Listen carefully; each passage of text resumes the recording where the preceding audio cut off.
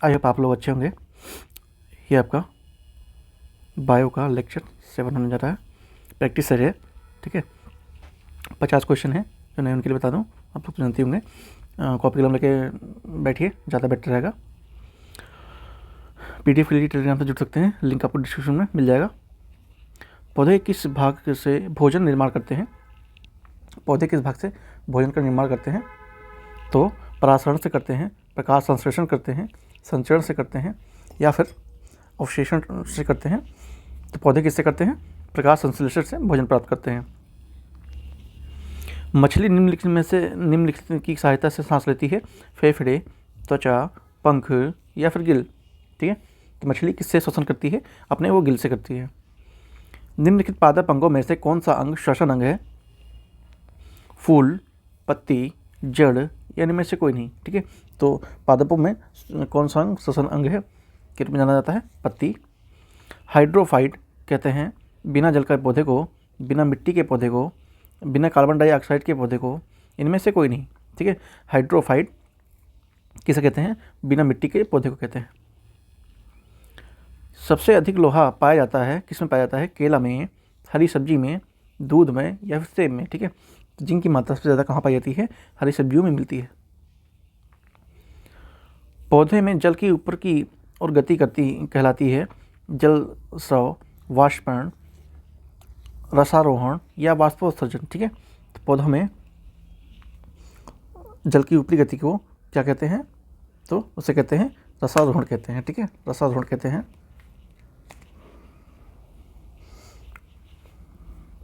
Next चलते हैं।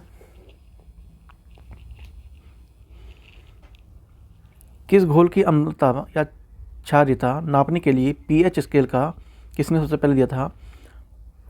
फेकाइट Raoult ने, सोरेनसेन ने, एडवर्ड फैकलैंड ने, या फिर इनमें से कोई नहीं, ठीक है। तो किसने pH स्केल की सबसे पहले नापने के लिए यूज़ किया था? तो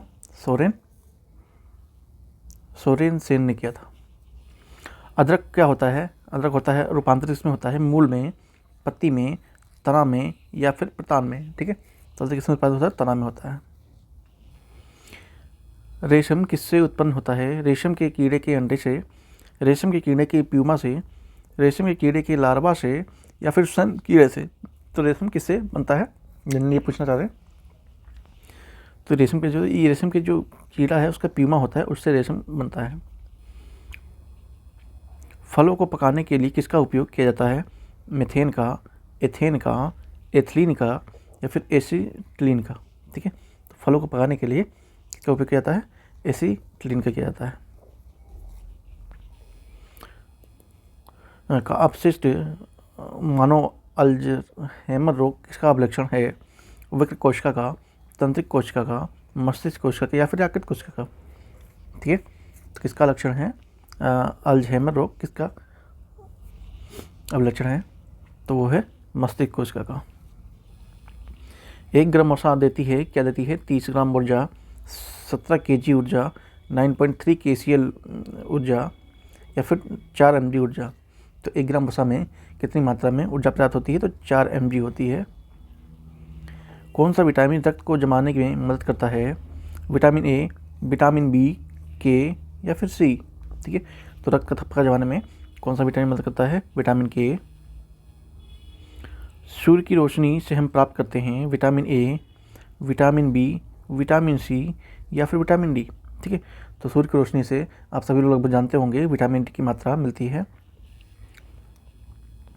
मनुष्य की सबसे छोटी ग्रंथि कौन सी है? लीवर, थायराइड, प्यूटरी या फिर लाल ग्रंथि, ठीक है। तो मनुष्य के शरीर की सबसे छोटी ग्रंथि के रूप में किसे जानते हैं हम? पिट्यूटरी ग्रंथि को जानते हैं। शरीर में मास्टर ग्रंथि किसे कहा जाता है? मास्टर ग्रंथि पिट्यूटरी, थाइपस, तिल्ली या फिर ब्रूनर ग्रंथि को, ठीक है। तो मास्टर ग्रंथि के नाम से किसे जानते हैं? तो पिट्यूटरी को ही जानते हैं। भ्रूण को भोजन के किस माध्यम से प्राप्त होता है? माता की धमनियों से, गर्भाशय के द्वारा, गर्भनाल के द्वारा या एमनियोटिक सेक के द्वारा, ठीक है। तो ब्रोड को भोजन किससे मिलता है? गर्भनाल के द्वारा। शरीर की सबसे बड़ी हड्डी कौन सी होती है? स्टेम्पी, फीमर, कशेरुकु या फिर कपाल हड्डी। तो शरीर की सबसे बड़ी हड्डी कौन सी होती है? तो फीमर होती है। मस्तिष्क कितने ग्राम का होता है? 1450, 1230, 1100 या फिर 1500 ग्राम। ठीक है। तो मस्तिष्क का कितने ग्राम का होता है? ये लगभग 1450 का होता है। ब्लड बैंक किसे कहा जाता है? स्प्लीन को, यकृत को, हृदय को या फिर इनमें से कोई नहीं। ठीक है। तो ब्लड बैंक के नाम से किसे जानते हैं? स्प्लीन को जानते हैं। खाद्य ऊर्जा किसके द्वारा प्रदर्शित की जाती है? कैलोरी के, किलोग्राम के, मीटर के या फिर KWH के। ठीक है। खाद्य ऊर्जा किससे प्रदर्शित होती है? कैलोरी से। इंसुलिन निम्नलिखित में से मनुष्य के किस अंग से निकलता है? पेनक्रियाज से, पिट्यूटरी ग्लैंड से, गॉल ब्लैडर से या फिर लीवर से। तो इंसुलिन की मात्रा कहाँ से निकलती है? तो ये निकलती है पेनक्रियाज से। पेस मेकर का संबंध किससे है? किडनी से, दिमाग से, पाँव से या फिर हृदय से। ठीक है। तो पेस मेकर है, इसका संबंध हृदय से होता है। निम्नलिखित में से कौन सा विटामिन जल में विलय होता है?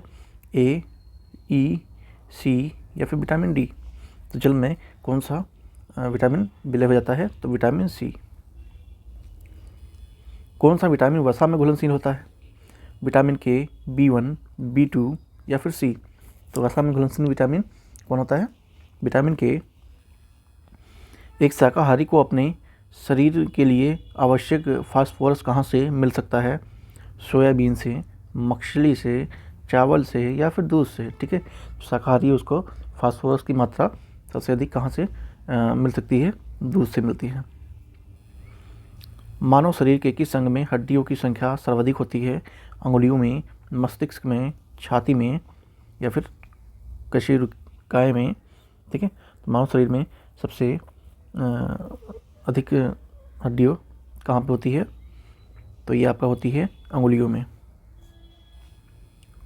प्रोटीन क्या है?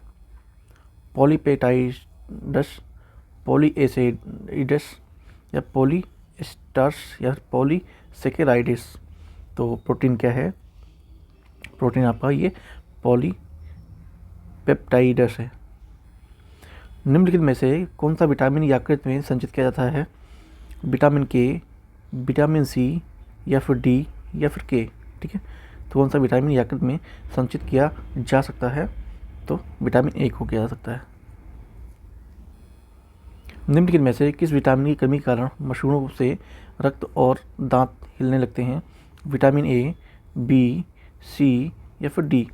ठीक है। दांत हिलने का कारण कौन सा विटामिन की कमी होती है? तो वो आपका होता है विटामिन C। मशरूम में बहुतायत मात्रा में क्या मिलता है? प्रोटीन, खनिज, कार्बोहाइड्रेट, उपयुक्त में से कोई नहीं। ठीक है।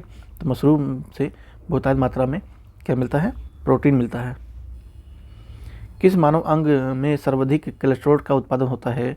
यकृत में, आमाशय में या अग्नाशय में या फिर पित्ताशय में। तो कहाँ से कोलेस्ट्रॉल की मात्रा सबसे ज़्यादा उत्पादित होती है? तो वो होता है यकृत से। नेत्रदान में दाता की आंख का कौन सा भाग प्रत्यारोपित किया जाता है? ठीक है। किसी ने आंख दान किए तो उसका कौन सा भाग किया? कॉर्निया, लेंस, रेटिना या फिर पूरी आंख। ठीक है। तो नेत्रदान के समय आपके जो कॉर्निया है उसी को ही लिया जाता है। निम्नलिखित में से शरीर की द्वितीय सबसे बड़ी ग्रंथि कौन सी है? यकृत, गुर्दा, पेट या फिर अग्नाशय। ठीक है। दूसरा पूछा है, ध्यान रखेंगे, पहला नहीं पूछा है। तो अग्नाशय है।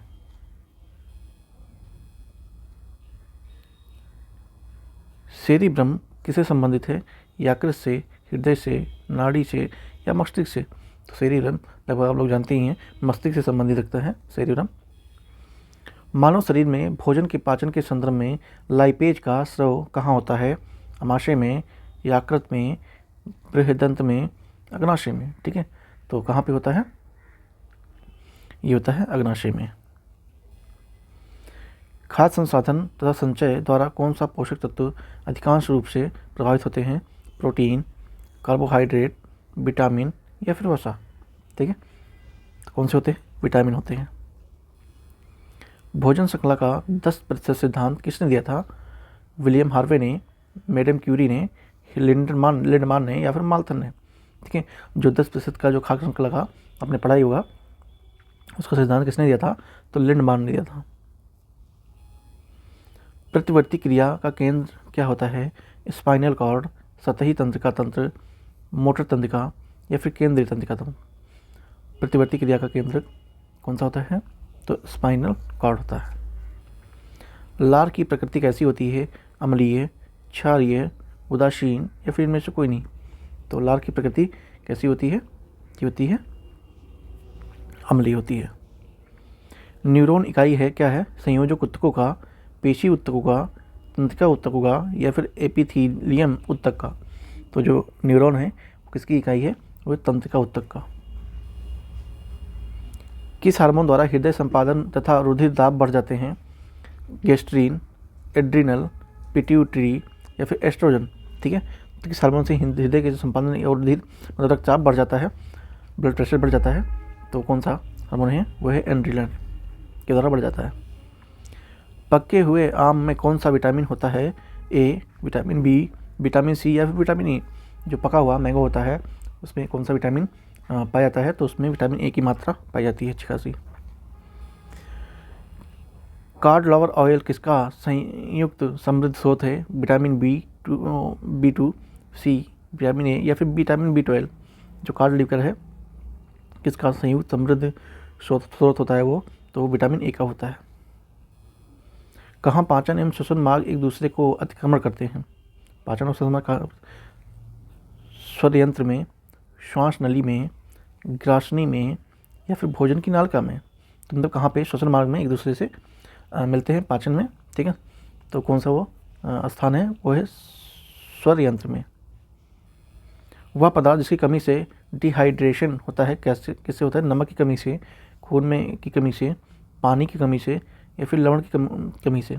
आई होप आप लोग ये सब जानते होंगे। ये वाला क्वेश्चन का आंसर आपने मार्क कर लिया होगा। तो पानी की कमी से डिहाइड्रेशन हो जाता है।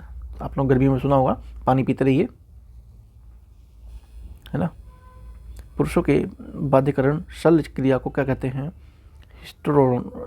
हिस्टेरोटोमी, सुपरमैक्सटोमी, वेसेक्टोमी या फिर गेमेक्टेल्टोमी।